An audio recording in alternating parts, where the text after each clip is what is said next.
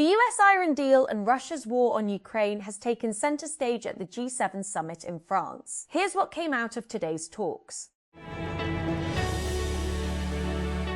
The administration of United States President Donald Trump has announced criminal charges against 15 Minnesota activists described as members of Antifa, the loose-knit anti-fascist organization. At a news conference on Tuesday, U.S. Attorney Daniel Rosen tied the charges to Trump's directive last year to counter domestic terrorism and organized political violence. SpaceX briefly passed Amazon to become the fifth most valuable company in the world and nearly eclipsed Microsoft before the company's shares pared back those gains before the market closed Tuesday. The newly public company's stock had already climbed 20% on Monday, its first full day of trading.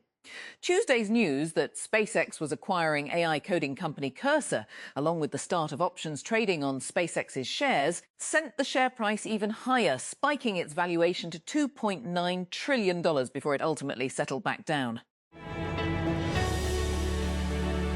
A Russian warship in the English Channel fired warning shots several hundred yards in front of UK-flagged yacht that appeared to be sailing on a collision course with it on Tuesday, according to Russia's defence ministry. The yacht did not report any injuries or damage and is continuing its journey. An agreement between the US and Iran has all but ended the war, with both sides claiming victory despite the huge cost.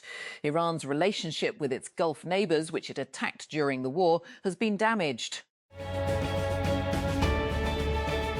A United States federal judge has upheld the conviction of Hannah Dugan, a former Wisconsin judge who was convicted of helping a man evade federal immigration agents who came to her courtroom.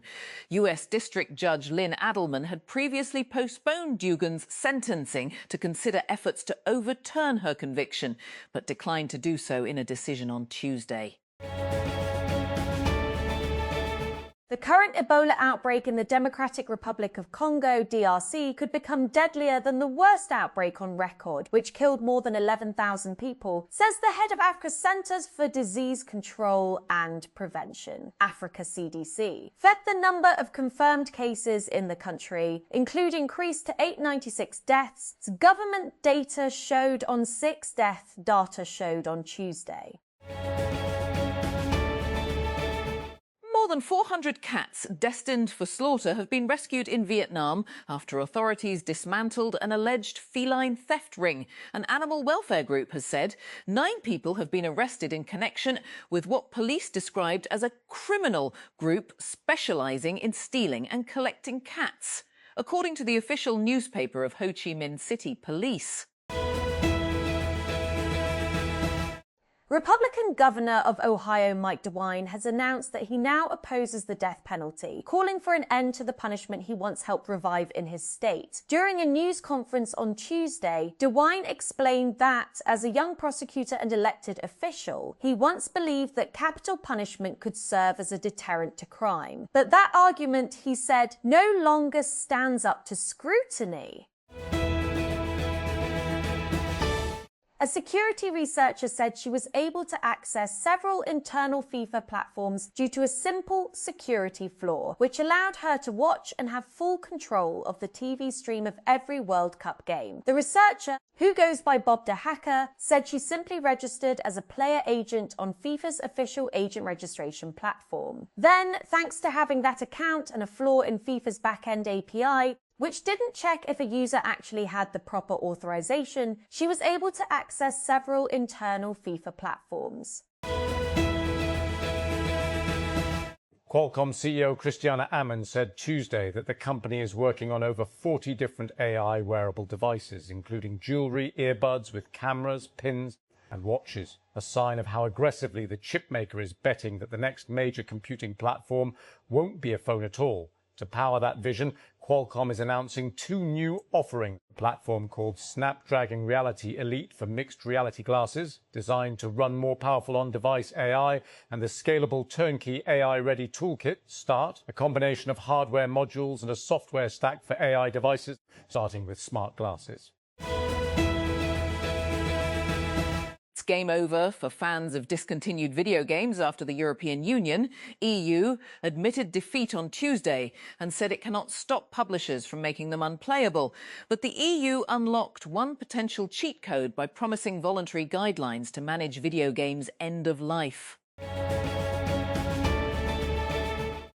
Microsoft is changing how it charges for its software for the first time in 2 decades, moving to bill customers with a pay-as-you-go model each time they use its new AI agent.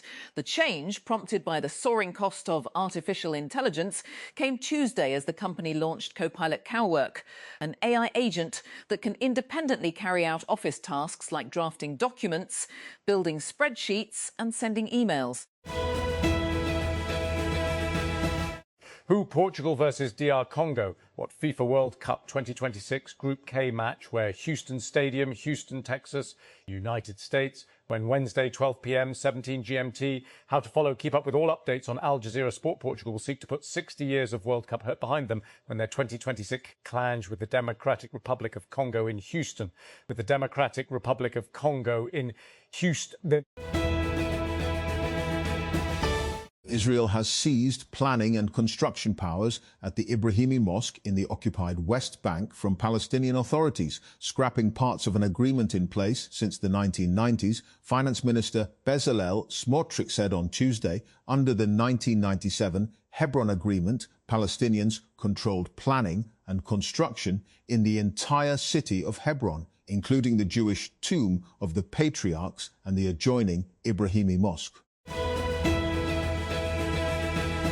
Robinhood will reduce its headcount by 10%, accounting for 290 employees. Amid ambitions to streamline operations, the trading platform announced the cuts on Tuesday as it restructures in an effort to deploy resources across the company. In addition to the cuts, the company, which has a headcount of about 2,900 employees, will close a handful of open job listings. Multiple Israeli strikes have killed at least 4 people in southern Lebanon's Nabati Governorate, according to Lebanon's national news agency, NNA, despite a ceasefire and a recent understanding between the United States and Iran to end the war on all fronts. Tuesday's killing took place as separate drone attacks targeted 2 vehicles in Mayfair Down. A 3rd vehicle was also targeted in the village of Shukin, the agency said.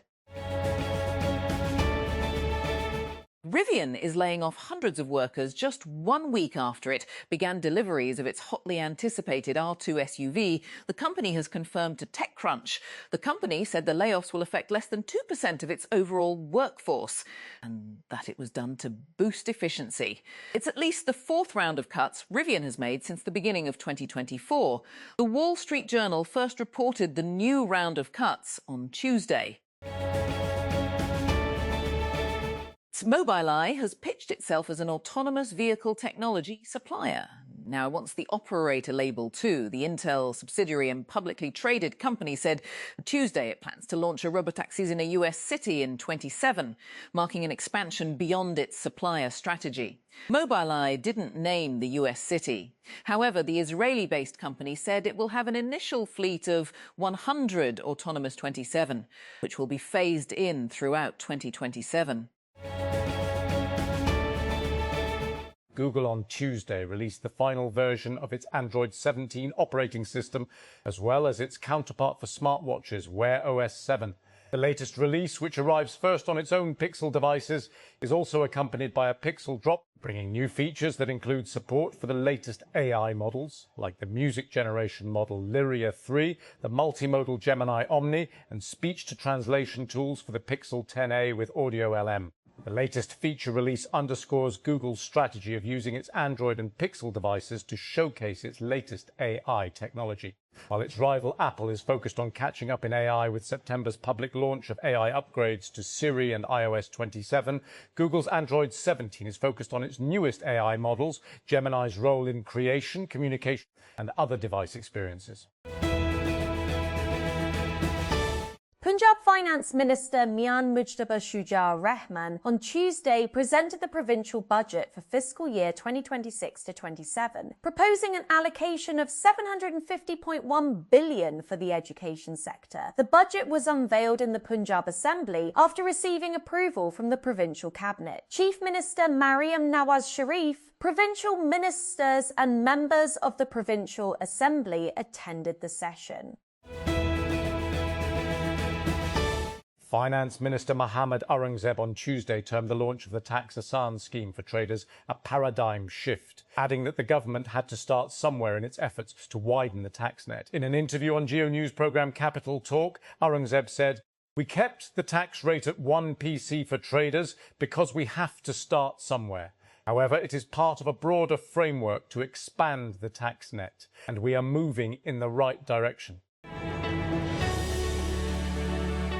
Washington. US President Donald Trump on Tuesday signaled his willingness to submit the recently negotiated Iran agreement to Congress for review, as lawmakers from both Republican and Democratic lawmakers demanded access to a deal whose full terms remain closely guarded. Speaking during a meeting with United Arab Emirates UAE President Mohammed bin Zayed Al Nahyan in France, Trump suggested he had no objection to congressional scrutiny of the accord, which was announced over the weekend and is expected to formally be signed in Geneva on Friday by Vice President J.D. Vance. On Monday, hours after the announcement of a ceasefire agreement between the US and Iran, families that had been displaced because of the war began to return to communities in southern Lebanon, despite warnings from the authorities that it was not safe yet. In a video widely shared online, some residents arrived by car in a village to find an Israeli armored vehicle blocking a street. Iran's leadership is trying to present its emerging memorandum of understanding, MOU, with the US not as a retreat, but as the result of resistance and victory. That is not an easy argument to make. The country has just gone through a damaging war, the economy is under severe pressure, and parts of the Islamic Republic's own support base have spent months denouncing any compromise with Washington. Venezuela's interim president has signed an agreement with US energy giant General Electric to rebuild the country's electricity grid. Delcy Rodriguez, who was sworn in shortly after US forces seized Venezuela's leader, Nicolás Maduro, in January, announced the move at a televised event at the presidential palace on Monday. A Russian warship fired warning shots near a UK-registered yacht in the English Channel on Tuesday morning. The incident, which happened between the Isle of Wight and Normandy, involved a Russian frigate, the Admiral Grigorovich.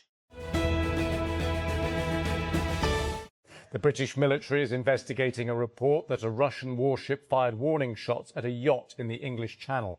The Defence Ministry said, "We are investigating reports of an incident in the Channel on Tuesday." US President Donald Trump suggested on Tuesday that Israel allow Syria to deal with Hezbollah, claiming Damascus would do a better job. The proposal, which Trump has now raised twice this month, touches on some of Lebanon's deepest anxieties. Syria's long history of interference in its affairs and the jihadist past of the country's new rulers, it is unclear exactly what Trump is suggesting: deploying Syrian troops to southern Lebanon or having Syrian forces forcibly cut off weapons supply routes. Either option would stoke fear inside Lebanon. The head of Africa's Centres for Disease Control and Prevention warned on Tuesday that the Ebola outbreak in the Democratic Republic of Congo, DRC, could be the worst ever, saying that currently tens of thousands of contacts of those ill with the disease had not been traced. If we don't stop the outbreak very soon, it will be worse than what we had in West Africa and eastern DRC. Africa CDC Director General Jean Kaseya told a virtual meeting of African heads of state in Burundi.